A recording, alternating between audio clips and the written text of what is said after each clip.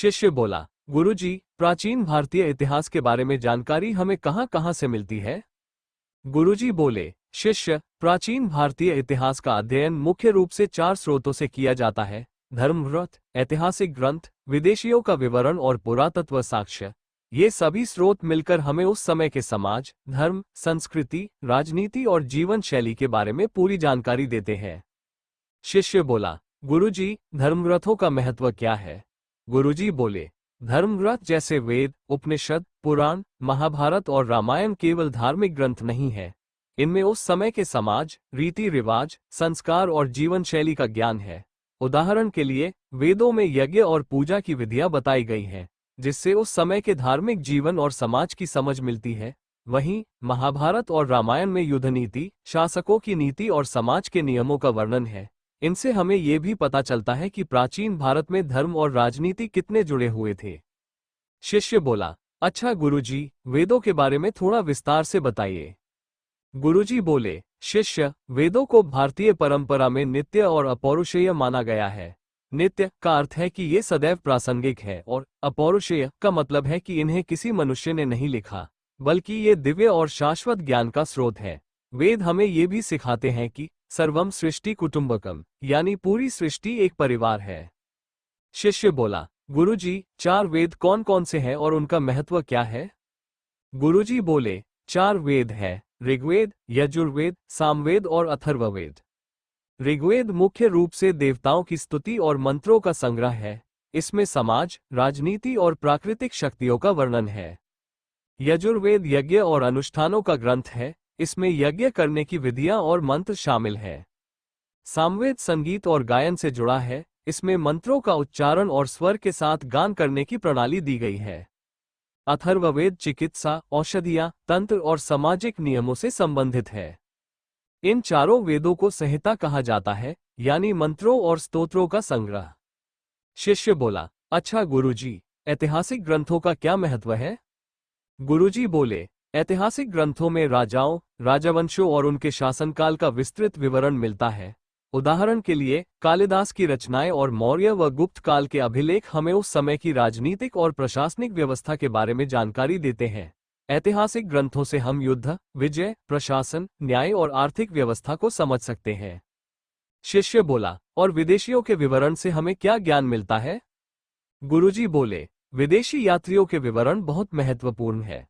उदाहरण के लिए, मेगस्थनीज ने चंद्रगुप्त मौर्य और उनके प्रशासन के बारे में लिखा। चीनी यात्री फाह्यान और ह्वेनसांग ने भारत की बौद्ध शिक्षा, नगर व्यवस्था और सामाजिक जीवन का विस्तृत वर्णन किया। इनके माध्यम से हमें उस समय के भारत और विदेशी देशों के बीच संपर्क और व्यापार की जानकारी मिलती है।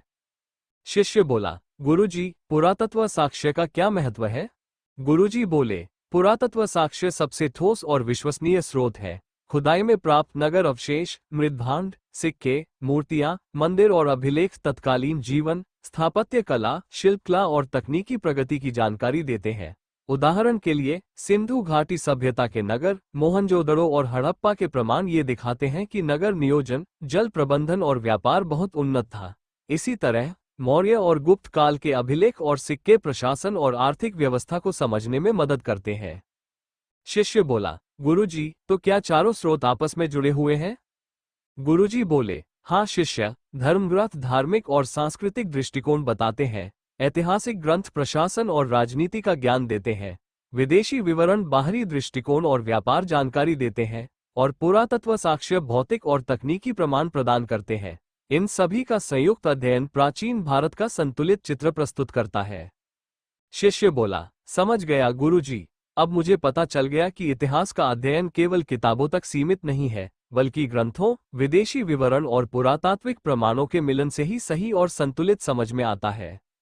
गुरुजी बोले, सही कहा शिष्य। यही दृष्टिकोण हमें इतिहास को गहराई से समझने और उसका सही मूल्यांकन करने में मदद करता है। शिष्य बोला, गुरुजी, मैंने सुना है कि भारत का सबसे प्राचीन धर्मग्रंथ वेद है, ये सच है? गुरुजी बोले, हाँ शिष्य, ये बिल्कुल सही है। वेद भारत का सर्वप्राचीन धर्मग्रंथ है और इसे भारतीय सभ्यता का आधार माना जाता है। इसे संकलित करने वाले महर्षि कृष्ण द्वैपायन वेद व्यास है। वेद केवल पूजा और अनुष्ठान तक सीमित नहीं है, बल्कि यह जीवन, समाज, धर्म और नैतिकता का मार्गदर्शन भी करता है। शिष्य बोला, गुरुजी, वेदों का मुख्य संदेश क्या है? गुरुजी बोले, शिष्य, वेद हमें ये सिखाते हैं कि सर्वम सृष्टि कुटुंबकम, यानी पूरी सृष्टि एक परिवार है। इसका अर्थ है कि सभी मानव भाई बहन हैं और हमें एक दूसरे के साथ सहिष्णुता और समानता के आधार पर व्यवहार करना चाहिए। शिष्य बोला, गुरुजी, वेदों को विशेष क्यों माना गया है? गुरुजी बोले, वेदों को भारतीय परंपरा में नित्य और अपौरुषेय माना गया है। नित्य का अर्थ है कि ये सदैव प्रासंगिक हैं और अपौरुषेय का मतलब है कि इन्हें किसी मनुष्य ने नहीं लिखा, बल्कि ये दिव्य और शाश्वत ज्ञान का स्रोत है। वेद हमें न केवल धार्मिक अनुष्ठानों के बारे में बताते हैं, बल्कि समाज, जीवन शैली और नैतिक मूल्यों की भी शिक्षा देते हैं। शिष्य बोला, गुरुजी, वेद कितने हैं और उनका महत्व क्या है? गुरुजी बोले, 4 वेद है, ऋग्वेद, यजुर्वेद, सामवेद और अथर्ववेद। ऋग्वेद में देवताओं की स्तुति और मंत्रों का संग्रह है। इसमें समाज, राजनीति और प्राकृतिक शक्तियों का वर्णन भी मिलता है। उदाहरण के लिए, सूर्य, अग्नि और इंद्र की स्तुति से उस समय की धार्मिक सोच और प्रकृति के प्रति सम्मान समझ में आता है। यजुर्वेद मुख्य रूप से यज्ञ और अनुष्ठानों से संबंधित है। इसमें यज्ञ करने की विधियां और मंत्र है। इससे उस समय के धार्मिक अनुष्ठानों की सही प्रक्रिया का ज्ञान मिलता है। सामवेद संगीत और गायन से जुड़ा है। इसमें मंत्रों को उच्चारण और सुर के साथ गाया जाता है, जिससे धार्मिक अनुष्ठानों में भक्ति और ताल का अनुभव होता है। अथर्ववेद चिकित्सा, औषधियाँ, तंत्र और सामाजिक नियमों से संबंधित है। उदाहरण के लिए, इसमें जड़ी बूटियों और घरेलू चिकित्सा के प्रयोग का विवरण मिलता है। शिष्य बोला, गुरुजी, इन चारों वेदों को एक साथ क्या कहते हैं?